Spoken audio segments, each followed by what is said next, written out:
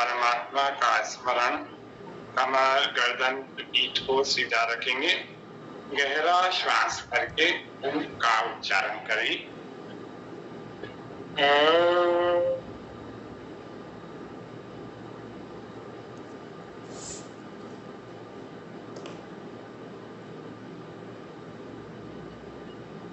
तं समित्युवसे वृषन्नग्ने विश्वान्यद्य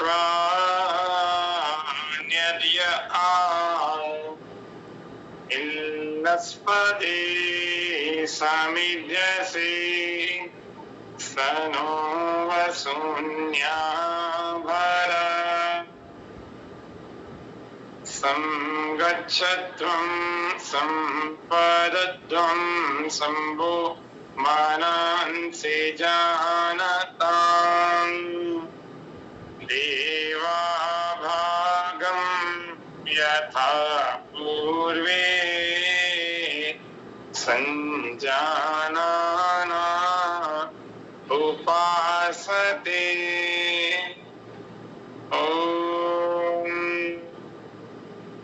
स्वस्ति स्वस्ति स्वस्ति। धीरे धीरे अपने नेत्रों को हाथों के भीतर से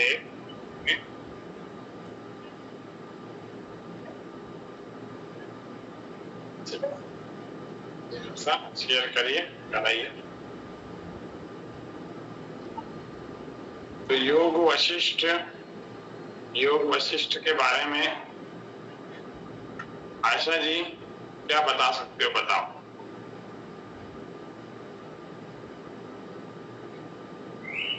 योग वशिष्ठ भगवान श्री राम और वशिष्ठ के बीच का संवाद है, जो जैसे गीता में अर्जुन और श्री कृष्ण भगवान के बीच में है, ऐसे ही इधर भी श्री राम और उनके बीच में है। लेकिन वहाँ पे जैसे हम अर्जुन के रूप में हम भी हैं, यहाँ पे है ना हमारे लिए वो श्री भगवान मतलब पूछ रहे हैं उनसे, वशिष्ठ जी से। इसका क्या क्या नाम है वो बताओ, सारे नाम क्या क्या पर्यायवाची नाम है बता दो।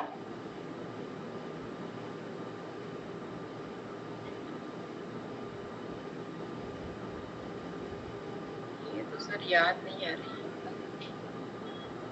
कल याद करवाया था, क्लास में ही करवाया था, बताया भी था सबने। फिर दो नाम बताओ।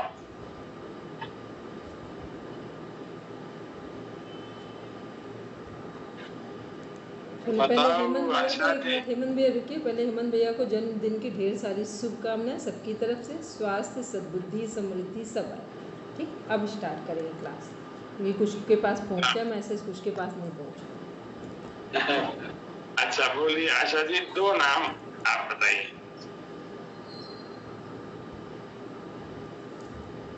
सर ये तो मैं भूल गई।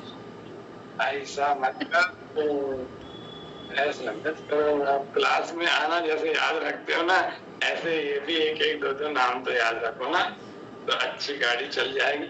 8 नाम है, कोशिश तो पूरी करते हैं। कोई बात नहीं। आपने कितने देर बैठ करके इसके नाम याद करे होंगे, सच्ची बताना। आज तो किए ही नहीं है याद, आज तो घी मक्खन निकालने में बिजी। तो कोशिश ना होगी तो फिर घी मक्खन निकालने से इसके नाम थोड़ी याद होंगे हैं? मैंने क्या, शुभ जन्मदिन गुरुजी। तो बालो धन्यवाद पूर्णिमा जी, আপনি সব সময় ভালো থাকবেন। धन्यवाद, सबको धन्यवाद। सबके मेरे पास संदेश आ गए थे, ग्रुप में भी आ गए थे, सबको बहुत बहुत। आचार्य जी ने लास्ट वाला धन्यवाद तो बिना समझे कर दिया। क्या बोला? पूर्णिमा जी ने जो दूसरा सेंटेंस बोला उसका वो तो समझ में आया नहीं, आचार्य जी ने उसने धन्यवाद कर दिया। समझ में कुछ तो बोलूं मैं, क्या बोला बताओ। क्या बोले कि आप हमेशा स्वस्थ रहिए, अच्छे रहिए, ये बोला। Same to you. धन्यवाद। नहीं तो इसका धन्यवाद तो बनता ही है ना, जो मेरे लिए शुभकामनाएं करेगा तो मैं धन्यवाद ही दूंगा ना, गलत बात क्या बोली। आपको मेरी और सभी शुभकामनाएं। हाँ जी हाँ जी, सभी को बहुत धन्यवाद।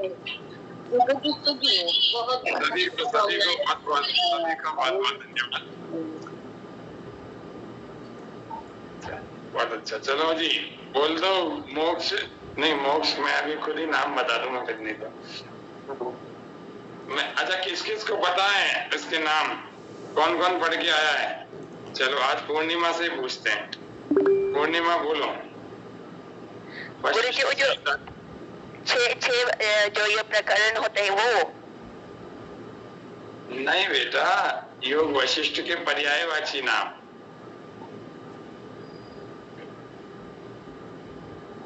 सिनोनिम ऑफ योग वशिष्ठ, जो फर्स्ट स्लाइड में पढ़े थे कल, सबसे पूछे भी थे, प्रकरण तो पूछे थे लेकिन इसके नाम भी पूछे थे।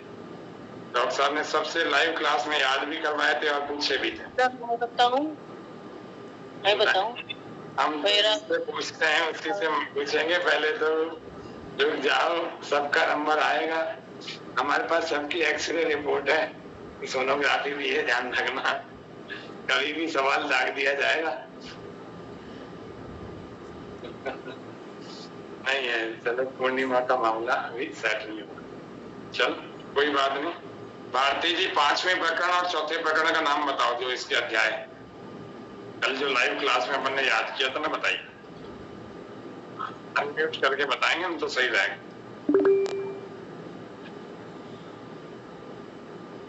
एक तो ऑप्शन था वो 4th था, और 5वां वाला 4th और 5th आपने कहा है ना, 4थे और 5वें। तो उपशम और मोक्ष। उपशम और मोक्ष। उपशम और मोक्ष। मोक्ष का सही नाम यहाँ पर क्या लिखा हुआ था? निर्वाण। ये कौन बोला बीच में? ये कौन बोला? चलो ठीक है, एक सवाल और पूछते हैं फिर कंटिन्यू करते हैं डॉक्टर साहब से। चंद्रकला जी से पूछो क्या? गड़बड़ हो जाएगी। चलो कुसुम जी से पूछते हैं। कुसुम जी कल कौन सा विषय कराया था अपन ने? सर मैं तो ज्वाइन ही नहीं करी कल, 2 दिन से तो मैं बात। रिकॉर्डिंग तो आ गई थी ना, बताओ ना। नहीं सुनी मैंने, थोड़ी सी सुनी थी जो। चलो रेणु जी आ जाओ, प्रकट हो जाओ रेणु जी।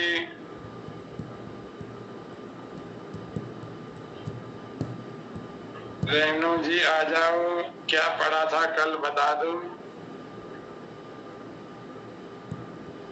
अनम्यूट करके बोलो ना, तो मैं भी सुन पाऊंगा, ऐसे तो आप अकेले। सर योग वशिष्ठ पढ़े थे। अच्छा, इसके लेखक कौन है? महर्षि वशिष्ठ। नहीं, वाल्मीकि जी। वाल्मीकि जी। वाल्मीकि जी इसके लेखक हैं। ओके। और इसके 6ठे अध्याय का नाम बता दो। चलो आप तो बाकी सब बातें छोड़ो। सर निर्वाण प्रसंग करके है कुछ। निर्वाण प्रकरण है ना, बहुत अच्छा, बढ़िया, ठीक है। चलो ज्ञान तो है। प्राची जी क्या क्या याद है कल वाले में से? प्राची जी बोल दो, पर्यायवाची बोलो उसके योग वशिष्ठ के। नहीं पढ़ा सर। अरे बताइए हो आप।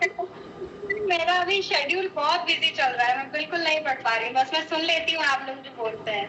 कोई बात नहीं, थोड़ा सा रिकॉर्डिंग देखा करो, नोट्स भी देखा करो ना, ठीक है। चल ठीक है डॉक्टर साहब, कंटिन्यू करिए आप।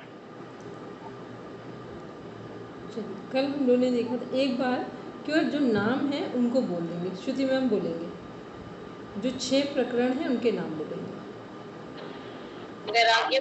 आप रिकॉर्डिंग करें डॉक्टर साहब? हाँ कर रहे हैं मन भैया, कर रहे हैं।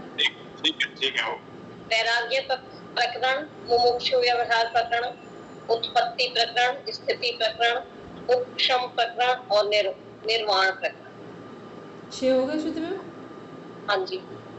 चलिए अब एक बार जो वशिष्ठ रामायण है, योग वशिष्ठ है, इसके कुछ नाम बोले, ये पर्यायवाची बोलेंगे।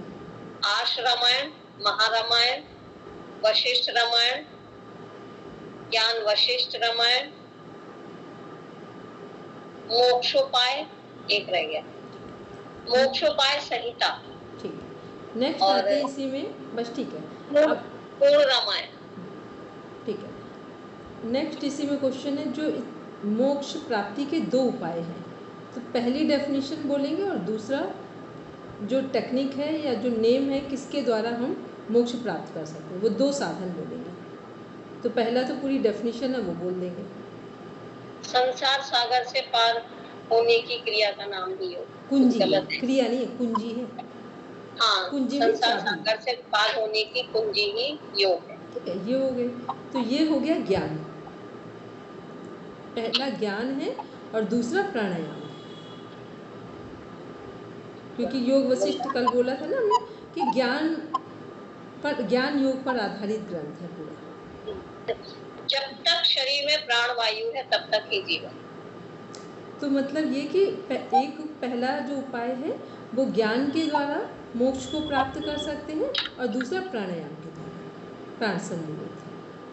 चलिए आज हम लोग देखेंगे प्रत्याहार के बारे में। पढ़ेंगे श्रुति में। प्रत्याहार। योग वशिष्ठ में प्रत्याहार के स्वरूप का वर्णन करते हुए कहा गया है, मनोविलीय मात्रेण दुख शांतिर वाप्येत। मनोमन प्रमात्रेण दुखम परम वाप्येत। अर्थात मन का स्वभाव चंचल है, जैसे अग्नि का धर्म उष्णता है वैसे ही मन का स्वाभाविक धर्म चंचलता है। जो मन तप योग साधना से चंचलता रहित हो जाता है उसके लिए मोक्ष के द्वार खुल जाते हैं। मन के नियंत्रण से संपूर्ण दुखों से छुटकारा मिल जाता है और शांति की अनुभूति होती है। मन के संकल्प मात्र से सुख व एवं आनंद की प्राप्ति होती है। मन सभी इंद्रियों का स्वामी है। मन के नियंत्रित हो जाने पर 5 ज्ञानेंद्रियां भी अपने अपने विषयों से विमुख हो जाती है। दृढ़ निश्चयी मन वाला साधक जब सभी प्रकार के भोगों का चिंतन त्याग देता है तब ही उसे सच्चा सुख और मोक्ष प्राप्त होता है। प्रत्याहार हमारा क्या है कि जब हमारी 5 ज्ञानेंद्रियां अंतर्मुख हो जाए, मतलब 5 ज्ञानेंद्रियां मन के अंदर में आ जाए। अभी क्या है, मन के साथ हम बहिर्मुख हो जाती है ज्ञानेंद्रियां, लेकिन साधना करेंगे तो मन अंतर्मुखी होगा, सभी ज्ञानेंद्रियां अंतर्मुखी होगी। ये क्या है, ये प्रत्याहार है। और जब प्रत्याहार होगा तो मन दृढ़ निश्चय वाला हो जाएगा, संकल्प मजबूत हो जाएंगे। तो अभी यहाँ हम लोग पढ़ेंगे संकल्प क्या है। तो मनुष्य जीवन का शुभ संकल्प क्या है, मोक्ष की प्राप्ति की जिज्ञासा, ये शुभ संकल्प है। तो इसको अभी हम लोग आगे पढ़ेंगे। तो प्रत्याहार पहले हम लोग ने यम नियम देखे, फिर हमने प्राणायाम, आसन में विशेष कोई आसन नहीं था, हमने फिर भी नाम बताया था कि जो वशिष्ठ संहिता है वहाँ पर पद्मासन को करने के लिए एडवाइस किया गया है। और फिर उसके बाद हम लोगों ने देखा था प्राणायाम, कि प्राणायाम हमारे सभी पाप तापों को हरने वाला है या समाप्त करने वाला है। फिर प्राणायाम से क्या हो गया, मन हमारा एकाग्र चित्त हो गया है। तो एकाग्र चित्त मन के द्वारा सभी ज्ञानेंद्रियां मन के नियंत्रण में आ जाएंगी, अंतर्मुख हो जाएंगी। इस स्थिति का नाम प्रत्याहार है। आगे देखेंगे, पढ़ेंगे श्रुति। अनम्यूट करेंगे श्रुति में। किसी स्थान विशेष पर मन को टिकाना धारणा है और लंबे समय तक जब धारणा की एकतांता सी बन जाए तो वह स्थिति ध्यान कहलाती है। महर्षि वशिष्ठ उपशम प्रकरण में भगवान श्री राम को ध्यान के गूढ़ विषयों से अवगत करवाते। महर्षि वशिष्ठ जी श्री राम को कहते हैं कि प्राणायाम के अभ्यास से अपने मन को शने शने नियंत्रण कर सहज रूप से आंखें बंद रखते हुए ध्यान करना चाहिए। महर्षि वशिष्ठ ने ओंकार ध्यान पर विशेष बल दिया है। ओंकार शब्द अकार, उकार और मकार से मिलकर बना। अकार अर्थात ब्रह्मा, उकार अर्थात विष्णु, मकार अर्थात शिव का प्रतीक है तथा जो अर्ध मात्रा है वह तुरिया है। इस प्रकार ओंकार की तीनों मात्राओं के साथ ब्रह्मा, विष्णु और महेश का ध्यान करते हुए तुरिया पद समाधि को प्राप्त करने का प्रयत्न करना चाहिए। यहाँ पे लिखा है ब्रह्मा, विष्णु और शिव लिखा है, ठीक है। अब इसमें देख लें जो ओंकार है हमारा ध्यान के लिए सबसे श्रेष्ठ माना जाता है ओमकार का ध्यान। धारणा क्या है? जब किसी एक जगह पर, एक चक्र पर, किसी एक विषय पर हम पूरी तरह से एकाग्र चित्त हो जाए, वो धारणा हो गया। और ये एकाग्र चित्त अवस्था लगातार बनी रहे, यही ध्यान है। तो ध्यान के लिए सर्वश्रेष्ठ क्या बताया? ओमकार का ध्यान। जब उन्होंने महर्षि पतंजलि पढ़ी थी, वहाँ पे भी देखा तस्य वाचिका प्रणवा, मीन्स ओमकार ही ईश्वर है, ओमकार का ही ध्यान करें। तो ओमकार की मात्राएं कितनी हैं? सभी ध्यान रखें, ओमकार में 4 मात्राएं, अकार, उकार, मकार और चंद्रबिंदु। अकार, उकार, मकार और चंद्रबिंदु। अकार किसके लिए है? ब्रह्मा जी। उकार विष्णु जी। मकार भगवान शिव। और अर्धमात्रा क्या? तुरीयावस्था, मतलब पास्ट।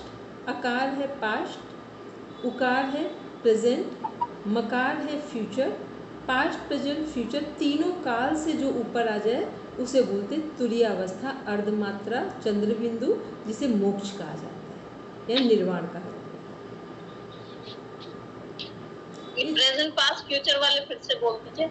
इसको बोलते हैं, ये स्वामी ज्ञानानंद जी का कॉन्सेप्ट है कि अकार को बोलते हैं, आ को बोलते हैं पास्ट, ऊ को बोलते हैं प्रेजेंट, माँ को बोलते हैं फ्यूचर। जब तीनों कालों से ऊपर हो जाए, जिसका नाम है महाकाल, सुनते हैं ना? तो महाकाल कौन सी अवस्था है? तुरीया, मोक्ष, निर्वाण की अवस्था, मोक्ष की प्राप्ति। तो ये है अकार, उकार, मकार, चंद्रबिंदु का अर्थ। तो ध्यान करने को कहाँ बताया गया है? ओंकार। याद रखें, जितने भी हमारे राजयोग से संबंधित ग्रंथ होंगे, फिर से समझ लें, जितने भी हमारे राजयोग से संबंधित ग्रंथ होंगे, उन सब में ध्यान के लिए ओमकार पर को ही सजेस्ट किया है। ठीक, श्रीमद् भगवद गीता में पढ़ेंगे तो भगवान किस रूप में? ओमकार के रूप में। तो वहाँ पे भी ध्यान ओम पर ही करने के लिए बताएगा, प्रणव ध्यान की बात की है। और यही ओमकार क्या है? प्रणव ध्यान, ओमकार ध्यान दोनों एक ही है। पढ़ेंगे श्रुति में हमारी। समाधि। महर्षि वशिष्ठ समाधि के विषय में श्री राम को कहते हैं कि अब मैं तुम्हें समाधि के लक्षण बताता हूँ। इमं गुण समाहार मनात्म त्वेन पश्यतः अंतः शीतलत्यासौ समाधिर इति कथ्यते। अर्थात जो गुणों का समूह है, 56/7, उपशम प्रकरण 56/7, अर्थात जो गुणों का समूह है उसे राम तुम अनात्म तत्व के रूप में जानो। जिस साधक का मन चंचलता से रहित होकर शीतल जल के समान निश्चल, सहज, शांत और एकाग्र हो गया है, उसे यह समझना चाहिए कि समाधि की प्राप्ति हो गई है। उपशम प्रकरण में ही समाधि के विषय में एक श्लोक महर्षि वशिष्ठ जी कहते हैं, प्रशांत जगवास्यो प्रशांत जगवास्योन्तर्वीत शोक स्थोवतीयेनात्मा समाधि स्मृता। उपशम प्रकरण 56/2001। अर्थात जिस साधक का अंतःकरण शांत हो गया है, जिसकी आत्मा शुद्ध चेतन स्वरूप है, जो अपने में स्थित है, जिसके हृदय से संसार का राग व द्वेष समाप्त हो गया है, वासनाओं और द्वंद्वों से मुक्त हो गया है, उस बुद्धिमान पुरुष को समाधिस्थ जानना चाहिए। ठीक है, तो जो नीचे की लाइन है वो पूरा एक कंक्लूजन है कि जिस व्यक्ति के राग और द्वेष संसार से समाप्त हो जाएं। संसार कहाँ है? हमारे हृदय, दिल और दिमाग में संसार है। तो जिसके हृदय से राग और द्वेष समाप्त हो जाए, वो व्यक्ति समाधिस्थ है, वो व्यक्ति मोक्ष और मुक्ति को प्राप्त है, निर्वाण को प्राप्त है। तो ये हम लोग ने अभी क्या देखा? जो अष्टांग योग हम लोग पढ़ रहे थे उसको देखा कि अष्टांग योग यम, नियम, आसन, प्राणायाम, धारणा, प्रत्याहार, प्राणायाम, प्रत्याहार, धारणा, ध्यान, समाधि, कि कैसे यहाँ पे बहुत डीप में नहीं है, यम नियम बहुत डीप में डिफाइन नहीं किया गया है, और जो धारणा है वो बहुत डीप में डिफाइन नहीं की गई। बाकी सभी को जैसा हम लोग ने योग दर्शन में पढ़ा है अष्टांग योग में, वैसा ही यहाँ पर देखा है। चलिए आगे देखेंगे। अच्छा, 1 मिनट। मोक्ष मुक्ति के कल हमने 4 द्वारपाल पढ़े थे, कौन कौन से थे? क्षम, संतोष, साधु संगम, विचार। Very good. सम, संतोष, साधु संगम, विचार। ठीक है, अब पढ़ेंगे मोक्ष मुक्ति के बारे में। शास्त्रों के अनुसार जीव का जन्म और मरण के बंधन से मुक्त हो जाना ही मोक्ष है। महर्षि वशिष्ठ जी ने भी उपशम प्रकरण में मोक्ष का विस्तृत रूप में वर्णन किया है। उन्होंने मोक्ष के 2 प्रकार बताए हैं, एक जीवन मुक्ति और दूसरा विधेय मुक्ति। असंकत तैर्य त्याग दानेषु कर्मणाम नेशना ताप्ति स्थितम विद्धि त्वं जीवन मुक्ताम इहि सैव देहक्षये राम पुनर्जन्म वर्जिता विधेय मुक्ता प्रोक्ता तत्स्थानान यान्ति दृश्यताम्। उपशम प्रकरण 42 12वें अध्याय का 1311वां सूत्र। अर्थात जिस योगी साधक की इष्ट अनिष्ट कर्मों में कोई रुचि नहीं रहती, वह सभी प्रकार की इच्छाओं को तिरोहित कर देता है। ऐसा निष्काम कर्मयोगी सदा के लिए जीवन मुक्त अर्थात सदेह मुक्त हो जाता है। जब साधक के प्राण निकल जाते हैं और उसके बाद उसे कोई जन्म न मिले, पुनर्जन्म न हो, तो वह अवस्था विधेय मुक्ति कही जाती है।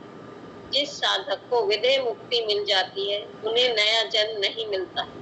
यह स्थिति उसी प्रकार है जैसे भुना हुआ बीज अंकुरित नहीं होता, वह जन्म जन्मांतर के बंधनों से पूर्णतः मुक्त हो जाता है। श्रुति मैम, इसको आराम से इस पैराग्राफ को दोबारा पढ़ें।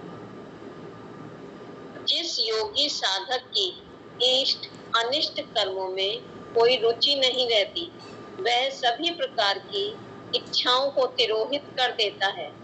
ऐसा निष्काम कर्मयोगी सदा के लिए जीवन मुक्त अर्थात सदेह मुक्त हो जाता है।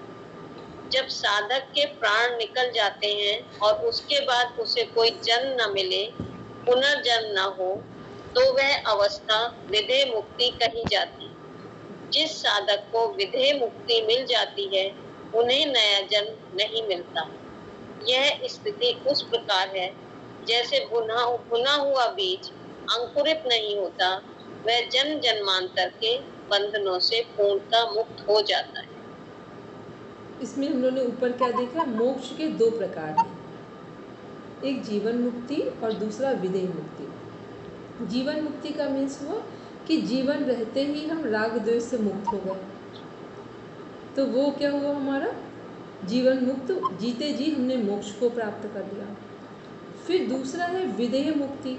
विधेय मुक्ति में क्या है कि जब हमने मोक्ष को भी प्राप्त कर लिया है और जब हमारा शरीर छूट गया, तो छूटने के बाद कोई जन्म ना हो, तो यह है विधेय मुक्ति।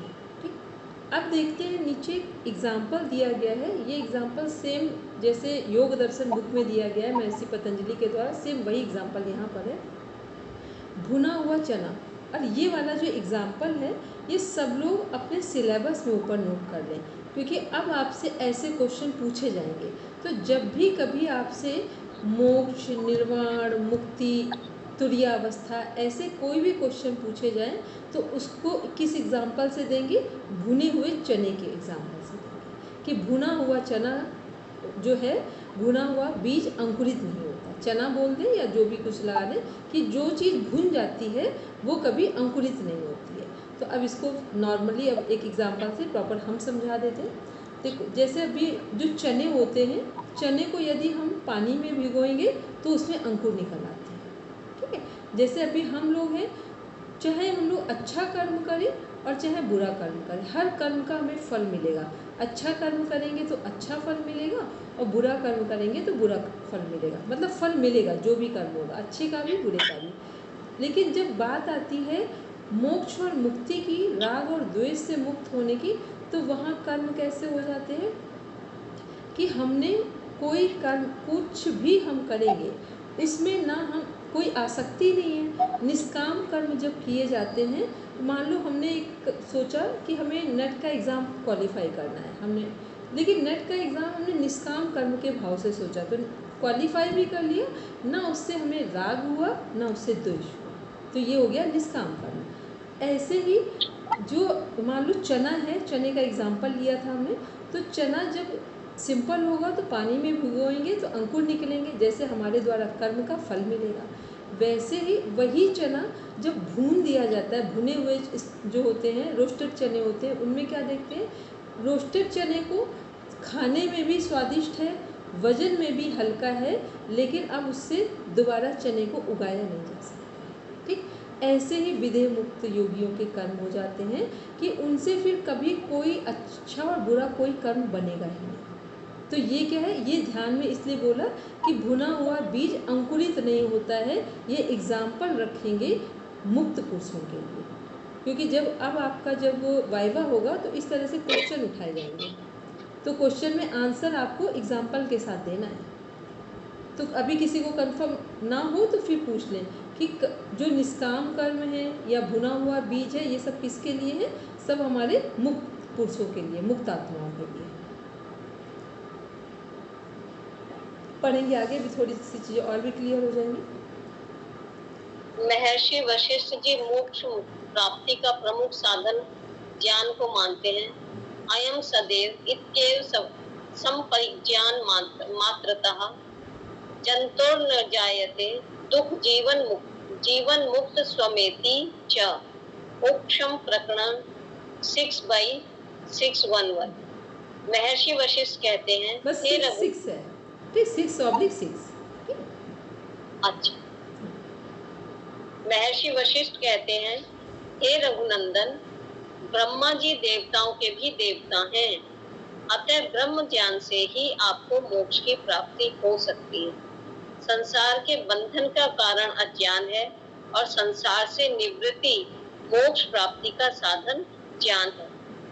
मोक्ष के 4 द्वारपाल महर्षि वशिष्ठ श्री राम को कहते हैं, मोक्ष प्राप्ति के लिए 4 द्वारपाल या जीवन के 4 महत्वपूर्ण पहलुओं को संतुलित करते हुए ही आगे बढ़ा जा सकता है। यदि एक भी पहलू छूटता है तो साधक अपने अंतिम लक्ष्य से वंचित रह जाता है। ये 4 द्वारपाल हैं। क्षम, मन की शांति अथवा चित्त की स्थिरता ही क्षम। शरीर एवं मन को शांत करना अर्थात शरीर एवं मन में किसी भी प्रकार की चंचलता का न होना ही क्षम। विचार, वेदानुकूल शास्त्रोक्त विचार, तर्क शक्ति एवं अच्छे सकारात्मक सात्विक व पुण्य विचारों का ही सदैव मनन करना चाहिए। मानव का संपूर्ण जीवन विचारों पर ही टिका हुआ है। जब भी विषय में व्यक्ति की जिज्ञासा है, जिस भी विषय में व्यक्ति की जिज्ञासा है, उन सभी तर्कपूर्ण प्रश्नों का न्यायपूर्वक उत्तर खोजना ही विचार कहलाता है। तो पहले हम लोगों ने क्या देखा, श्रम किसके लिए आया है, हमारे मन की शांति के लिए, चित्त की शांति के लिए। तो जितना हमारा मन शांत होगा, चित्त शांत होगा, ये हमारे योग साधना या सही जीवन जीने का पहला कदम है।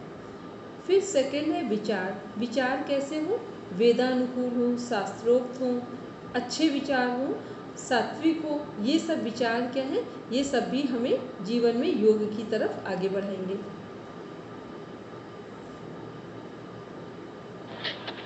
संतोष, अपनी आवश्यकताओं में जीवन यापन करना ही संतोष है। घनघोर पुरुषार्थ के बाद जो भी प्राप्त हो उसे सहर्ष स्वीकार कर लेना ही सच्चा संतोष। संतोषी व्यक्ति ही जीवन में प्रसन्न एवं सुखी रह सकता है। साधु संग, साधु संग अर्थात सधे हुए, सुलझे हुए एवं सात्विक अनुभवी प्रवृत्ति के आध्यात्मिक तपस्वी साधक के सानिध्य में रहना। सज्जनों की संगति से ही व्यक्ति में सद्गुणों का विकास होता है। पहला श्रम है कि मन शांत रहे, फिर दूसरा विचार है कि विचार शास्त्रोक्त हो, फिर संतोष है कि जो अपनी आवश्यकताओं में जीवन यापन करना ही, अपनी आवश्यकताओं में जीवन यापन करना ही संतोष है।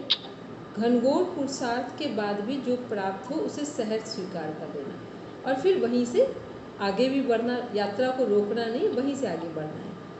फिर है साधु संग। साधु संग अर्थात सधे हुए, सुलझे हुए, सात्विक, अनुभवी, आध्यात्मिक तपस्वियों के सानिध्य में रहना, क्योंकि हम जिसके सानिध्य में रहते हैं वैसा ही हमारा व्यक्तित्व बनना शुरू हो जाता है। तो साधु संग क्या है, सबसे आवश्यक है। वो तो 3 हमारे हाथ में हो गए, लेकिन हमारा जीवन बदलेगा किससे? यदि हम लोग चारों में किसी को महत्वपूर्ण बताएं तो चारों में महत्वपूर्ण कौन है, कौन सा बिंदु है उन चारों में? साधु संग। साधु संग। क्योंकि जैसी संगति में हम बैठते हैं, जैसे वातावरण में बैठते हैं, वैसे ही हमारे जीवन में सद्गुण आना शुरू होते हैं। योग मार्ग के विघ्न। महर्षि वशिष्ठ जी के अनुसार योग साधना में 5 प्रकार की प्रमुख रुकावटें, बाधाएं या विघ्न आते हैं जो साधक को पथभ्रष्ट करते हैं। इन विघ्नों से अनुभव लेते हुए साधक को बचने का प्रयास करना चाहिए। इच्छा। लगातार बहुत जल्दी कुछ पाने की भावना मन में बनी रहने से भी योग साधक अपने लक्ष्य से विचलित होता रहता है। इसलिए योग साधक को साधना के दौरान कोई इच्छा या चाह नहीं रखनी चाहिए। भय।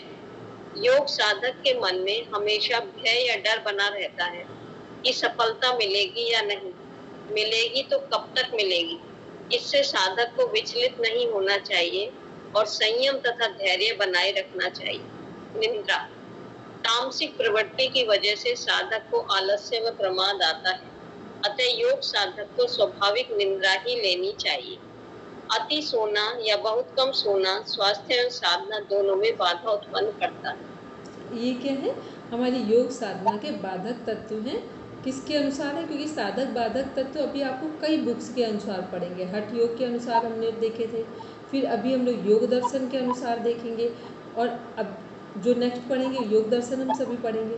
और आज हम किसके अनुसार देख रहे हैं? ये बाधक तत्व योग वशिष्ठ के अनुसार। तो सबके बाधक तत्व को एक लिस्ट बनाएंगे, तीनों जगह अलग अलग कर देंगे, तो कंफ्यूज नहीं होंगे किसके कौन से बाधक तत्व। बाधक तत्व सेम है, लेकिन शब्दावली लगभग सबकी अलग अलग है। अभी हमने 2 ही तो पढ़े, एक उसके हठ प्रदीपिका के, दूसरा ये अब पढ़ेंगे योग दर्शन। ये जैसे कल यदि पूरी हो गई तो हम लोग योग दर्शन पढ़ेंगे, वहाँ पे भी बाधक तत्व है 9।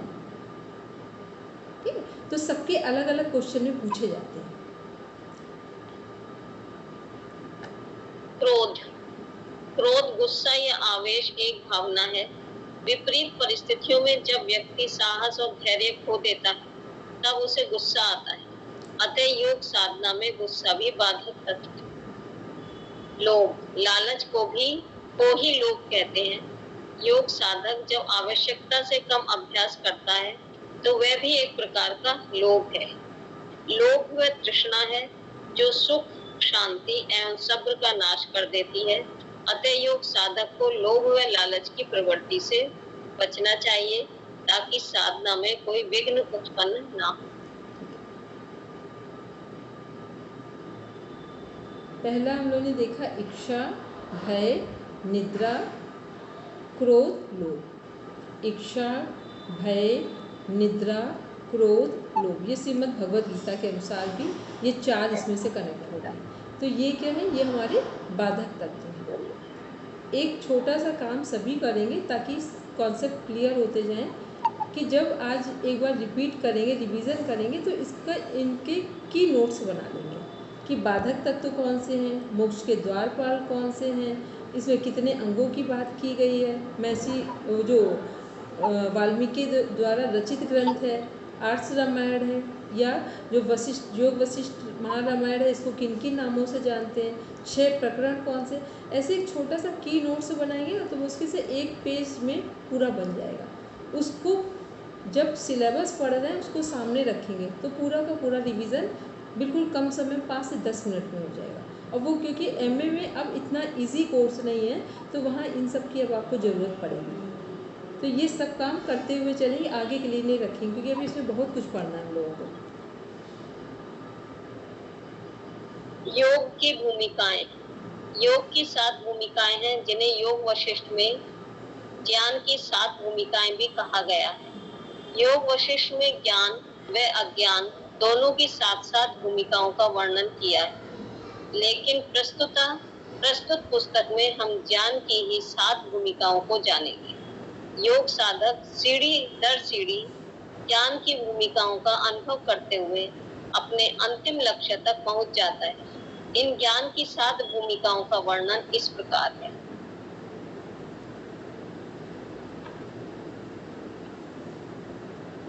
शुभेच्छा। एक मिनट रुकेंगे, पहले इनके नाम देखेंगे, जो हेडलाइन है वो देखेंगे। शुभेच्छा, विचारणा, तनुभाषा, सब नोट कर लीजिए। पहले तो ये लर्निंग कर लीजिए 2 मिनट। शुभेच्छा, विचारणा, तनुभाषा। फिर देखेंगे 4 सत्वापत्ति, असंशक्ति। सत्वापत्ति पहले वाला स्लाइड दोबारा दिखाइए ना। शुभेच्छा, विचारणा, तनुमानसा। सत्वापत्ति, असंशक्ति। फिर पदार्थ भावना, तुर्यगा भूमिका। पदार्थ भावना, पांचवा फिर से असंशक्ति।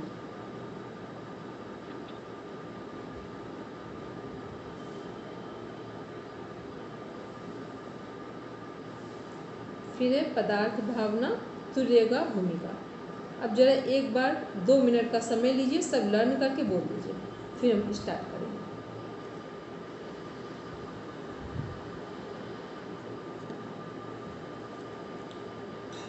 मैम एक बार शुरू वाले दोनों दिखा दो ना। 3 थर्ड शुभेच्छा विचारणा, थर्ड कौन सा है?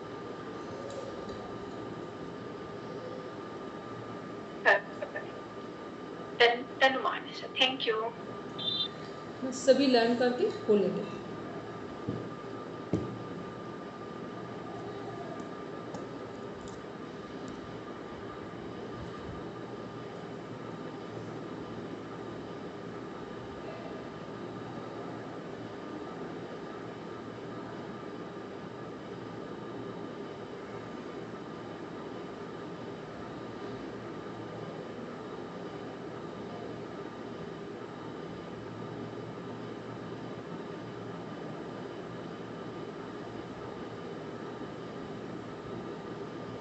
मैम एक लास्ट वाला नहीं लिख पाई हूँ मैं।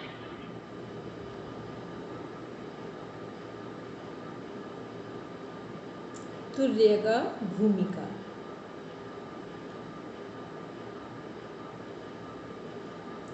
जिनको भी लर्न हो जाए हैंड रेस करते जाए, बोलते जाए।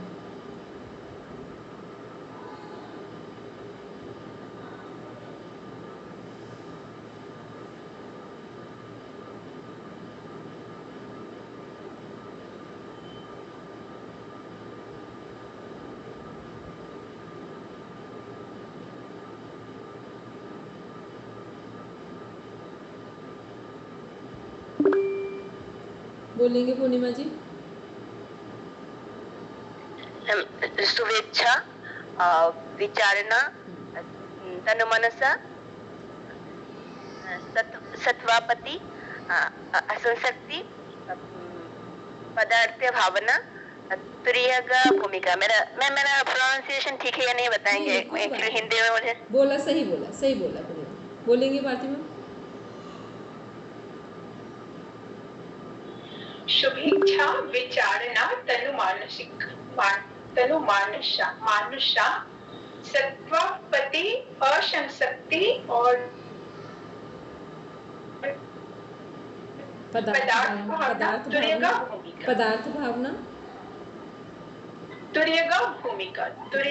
भूमिका। बोलेंगे श्रुति मैम।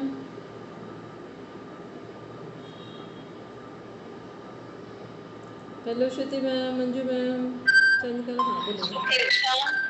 विचारणा, तनुमासा, सत्वापत्ति, असंशक्ति, पदार्थ भावना, तुर्यगा भूमिका। ठीक है, नेक्स्ट बोलेंगे। जिनको लर्न हो गया सब बोलते जाएंगे। मैं कोशिश कर रही हूँ। बोलिए। शुभेच्छा, विचारणा, तनुमानसा,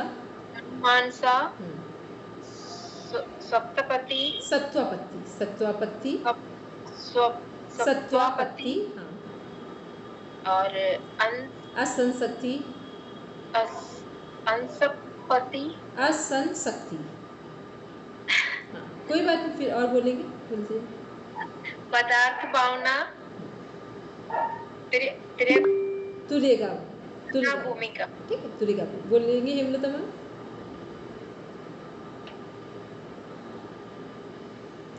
बोलेंगे हेमलता मैम।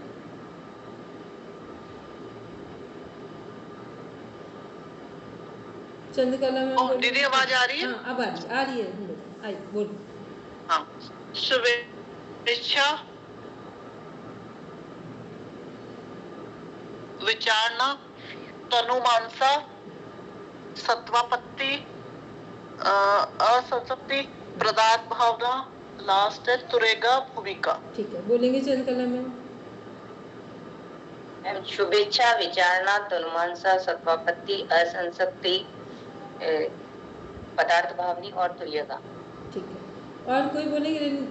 रेणु मैम, कुसुम मैम, जिनको भी बोलना हो लर्न हो गया, सभी लोग बोल सकते हैं। मैम शुभेच्छा, विचारणा, अनुभावना, पदार्थ भावना, तुर्य, भूमिका। चलिए, अब थोड़ा से दो सही थे, बाकी थोड़ा सा प्रोनाउंसिएशन अब कुछ गलत हुआ है, मतलब बोलने में कुछ गलती हुई है, तो इनको ठीक कर देंगे। ठीक है, बोलेंगे कुसुम मैम। शुभेच्छा, विचारणा, तनुमानसा, पदार्थ भावना और तिर्यक भूमिका। दो याद नहीं हो, कोई बात नहीं, अभी इसको, ये बहुत छोटी छोटी चीज़ इसीलिए सामने बोलते हैं ना कि कंसंट्रेशन थोड़ा बढ़ जाता है कि अभी लर्न करके बोलना है, तो इसको लर्न करके ही सोएंगे। ठीक है, बस इसके बाद कंप्लीट, इसमें कुछ बहुत ज़्यादा कुछ छोटा सा पार्ट है योग वशिष्ठ का। चलिए पढ़ेंगे श्रुति मैम आगे। शुभेच्छा, यह ज्ञान की प्रथम भूमिका है, इसे श्रवण भूमिका भी कहते हैं। सभी अशुभ इच्छाओं, छल कपट, चोरी चारी, द्वंद्वों आदि शास्त्र निषिद्ध कर्मों का शरीर, मन वाणी से त्याग करना एवं दिव्य महापुरुषों की संगति करने की अवस्था का नाम शुभेच्छा है। ठीक है, शुभेच्छा को ब्रैकेट में लिख लेंगे, मोक्ष की इच्छा। ठीक है, शुभेच्छा का अर्थ है मोक्ष की इच्छा। सेकंड पढ़ेंगे, मोक्ष की, हाँ, मोक्ष की, मुक्ति की।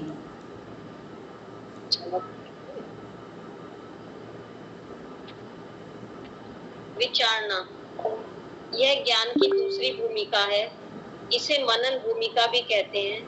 शास्त्रों का अध्ययन एवं मनन करना, सत्पुरुषों का संग एवं विवेक वैराग्य के अभ्यास पूर्वक सदाचार में प्रवृत्त होना ही विचारणा भूमिका है। तनुमानसा, यह ज्ञान की तीसरी भूमिका है, इस अवस्था में मन शुद्ध होकर सूक्ष्मता को प्राप्त हो जाता है। कामना व आसक्ति को त्याग कर सत्य शास्त्रों के अभ्यास से तथा विवेक वैराग्य पूर्ण ध्यान से साधक की बुद्धि शुद्ध हो जाती है। साधक का मन पूर्णतः शुद्ध, सूक्ष्म, निर्मल और एकाग्र हो जाता है। इस अवस्था को निधिध्यासन भी कहते हैं। इस अवस्था में योग साधक को पर वैराग्य प्राप्त हो जाता है और यह वैराग्य की सर्वोत्तम अवस्था भी है। पहले में क्या था? यह ज्ञान की प्रथम भूमिका श्रवण है, दूसरे में मनन है, तीसरे में निधिध्यासन है। ये ध्यान रखेंगे, शुभेच्छा को श्रवण बोलते हैं, विचारणा को मनन बोलते हैं और तनुमानसा को निधिध्यासन बोलते हैं। ये क्वेश्चन ही पूछा जाता है इसमें डायरेक्ट। ठीक, नेट JRF योग का 4th, 5th, 6th लेवल सबका क्वेश्चन है ये। शुभेच्छा क्या है? श्रवण है, विचारणा मनन है, तनुमानसा निधिध्यासन है। ठीक है, अब दूसरे इनके नाम क्या है? धारणा, ध्यान, समाधि। ठीक, फर्स्ट धारणा, सेकंड ध्यान, थर्ड है समाधि। चलिए अब इसमें देखते हैं हम लोग कि जो पहली हमारी शुभेच्छा है वो क्या है? हमारे मोक्ष, जो क्या लिखा हुआ ऊपर कि निषिद्ध कर्मों का शरीर मन वाणी से त्याग करना है, दिव्य महापुरुषों की संगति करने की अवस्था का नाम शुभेच्छा है। क्योंकि जब हम दिव्य लोगों के साथ बैठेंगे तभी तो हमें जीवन की शुभेच्छा का पता चलेगा कि मोक्ष मुक्ति क्यों आवश्यक है हमारे जीवन में। हमारे जीवन को कैसे और श्रेष्ठ बनाया जा सकता है। तो ये जब हम जैसे लोगों के साथ, संत महापुरुषों के साथ बैठेंगे, वहाँ हम इस बात को समझ पाएंगे। फिर है दूसरा विचारना, दूसरी ज्ञान की भूमिका है।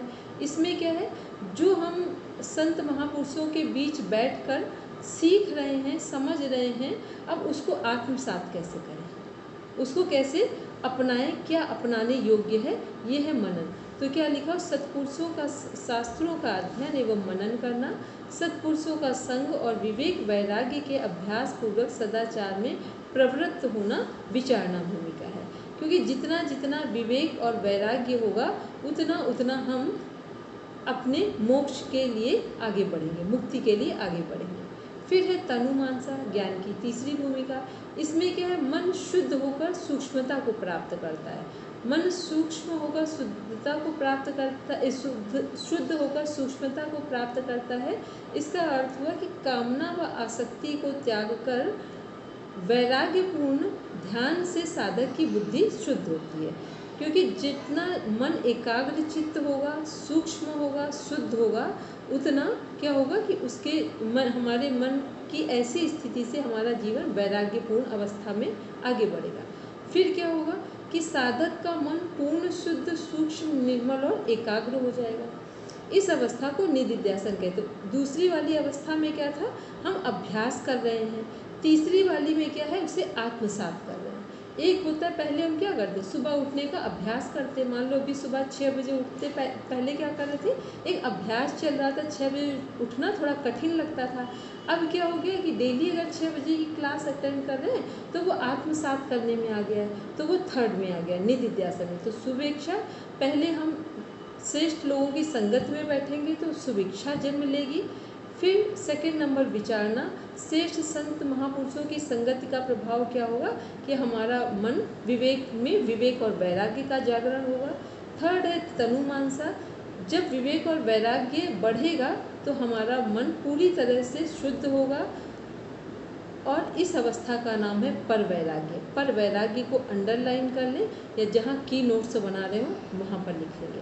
ये पर वैराग्य क्या है, ये क्वेश्चन अभी पूछे जाएंगे आपसे। हेमलता मैम और चंद्रकला मैम बताइए, पर वैराग्य संप्रज्ञात समाधि है कि असंप्रज्ञात समाधि है? असंप्रज्ञात समाधि है। वेरी गुड, श्रुति मैम ने भी ध्यान रखा है।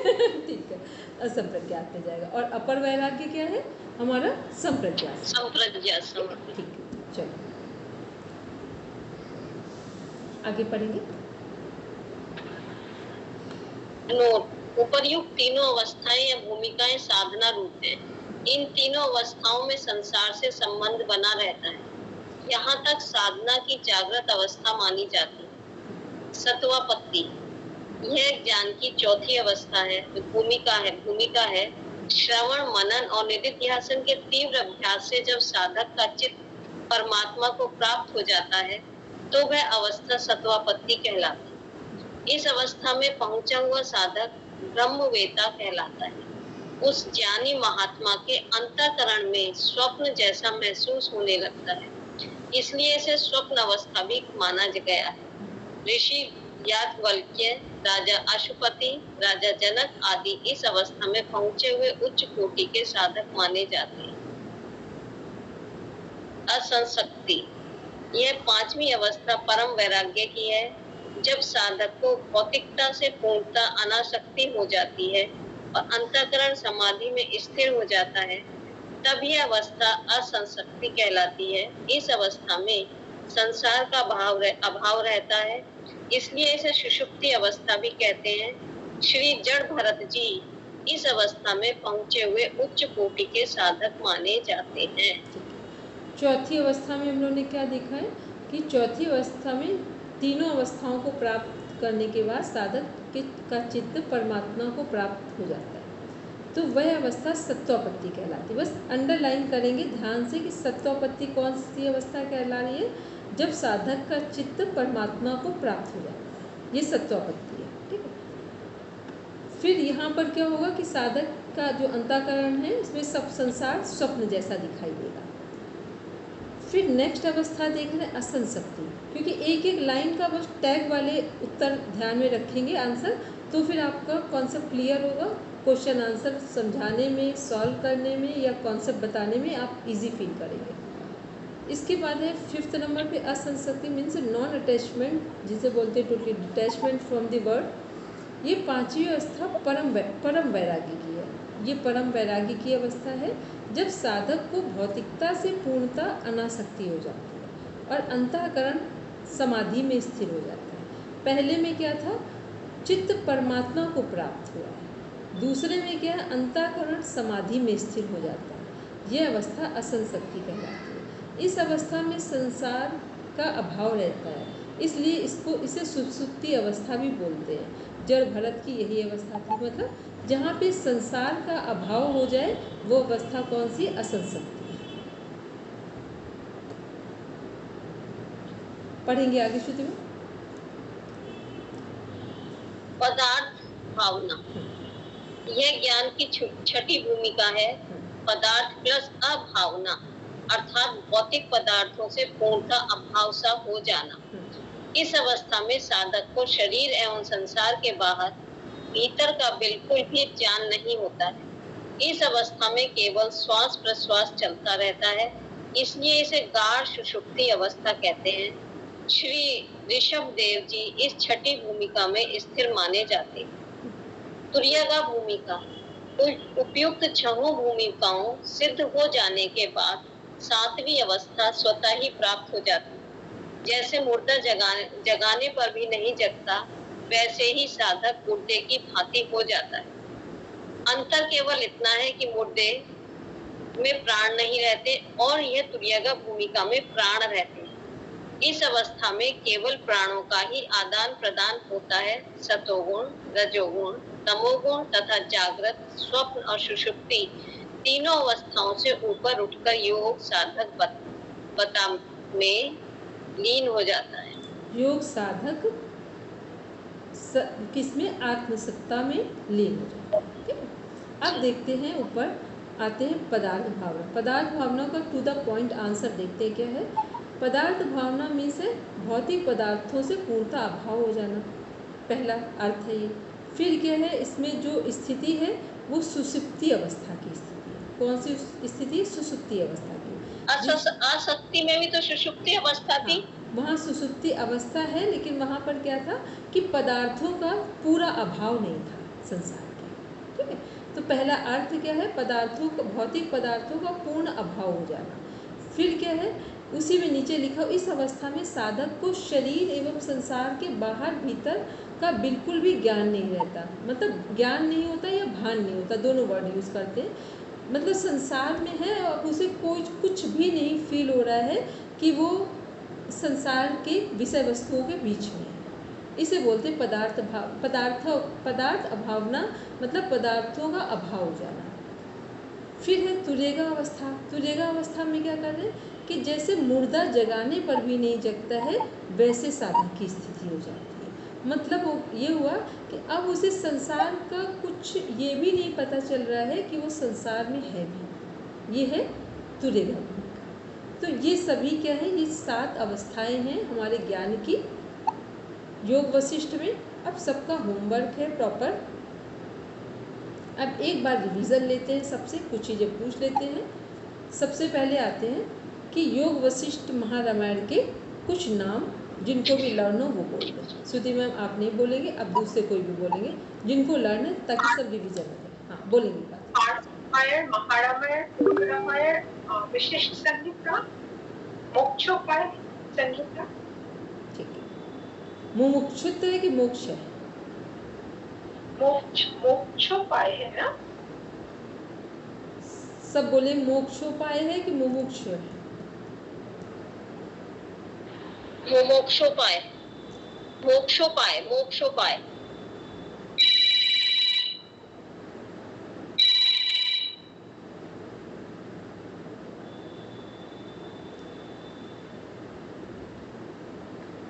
सब देखेंगे।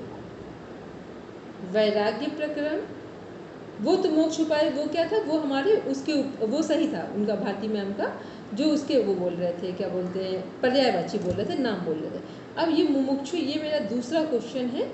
जो अभी कुछ लोग मोक्ष मुमुक्षु और मोक्ष में कंफ्यूज हो रहे थे व्यवहार प्रकरण में, इसको क्लियर कर ले, एक बार देख ले। अब आंसर देंगे योग वशिष्ठ के जो 6 प्रकरण हैं। बोलेंगे अंजू मैम।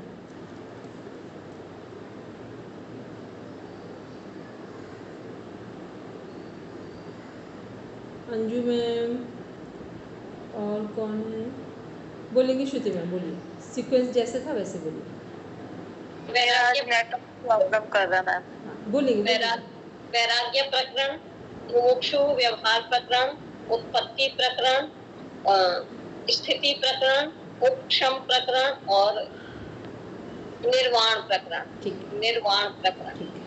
नेक्स्ट आते हैं अंजू मैम, बोलेंगे मोक्ष के 4 द्वारपाल। शम, संतोष, साधु संग और शम, संतोष, साधु संग और विचार। ठीक है। फिर 5 विघ्न थे, बाधक तत्व थे। कौन बताए कौन से 5 बाधक तत्व थे?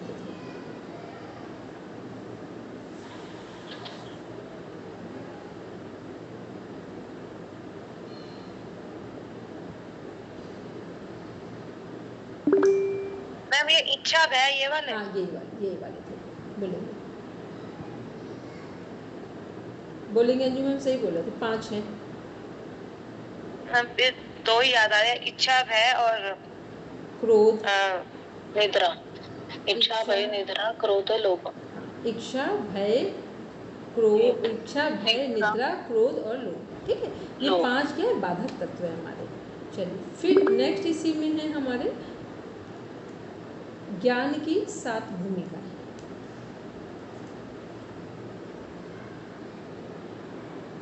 ज्ञान की 7 भूमिका। शुभेच्छा, विचारना, तनु मानसा, सत्वापति और छठा पदार्थ भावना और दुर्गा असंशक्ति, असंशक्ति, पदार्थ भावना और दुर्गा तुरिगा भावना है। हाँ। पदार्थ भावना, तुरिगा भूमिका है, भावना है। ठीक है, ये हम लोग को। और योग वशिष्ठ में कितने श्लोक हैं टोटल? 32,000।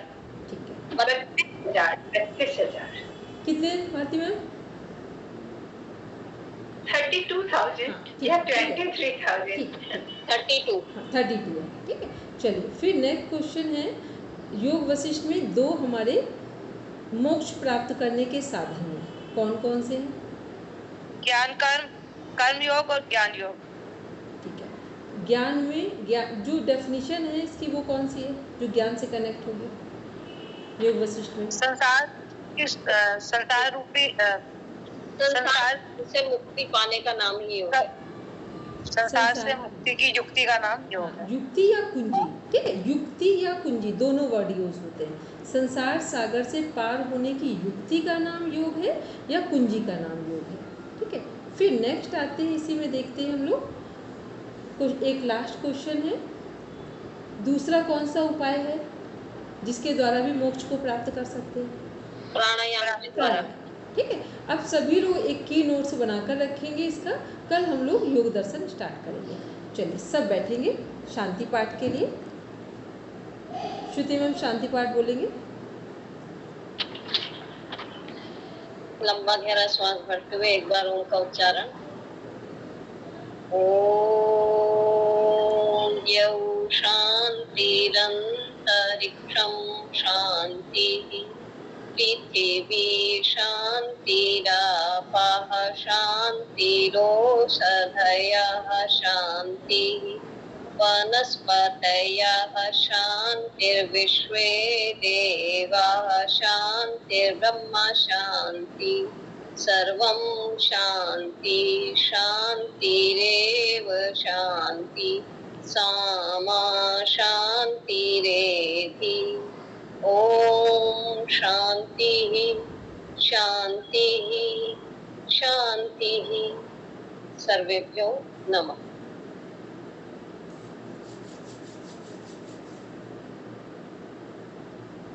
चलो सभी को प्रणाम। सबको धन्यवाद। डॉक्टर साहब आप तो रुके रहिए अभी अगले बैच के लिए।